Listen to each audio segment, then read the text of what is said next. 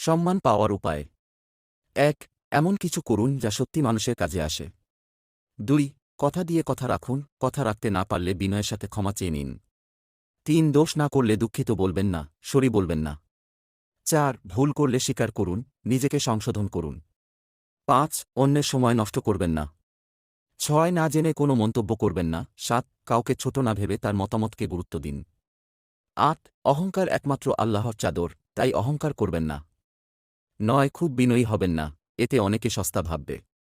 ১০. সব ক্ষেত্রে সৎ থাকার চেষ্টা করুন। ১১. কথা এবং কাজের মিল রাখুন। সবাই যেন আপনার কথা কাজে মিল পায়। ১২. সবার সাথে ইতিবাচক ও অনুপ্রেরণামূলক কথা বলুন। ১৩. ব্যক্তিগত সমৃদ্ধির জন্য কাজ করুন।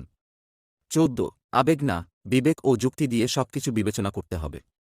১৫. আত্মবিশ্বাসী পরিপূর্ণ লিডার হয়ে উঠুন।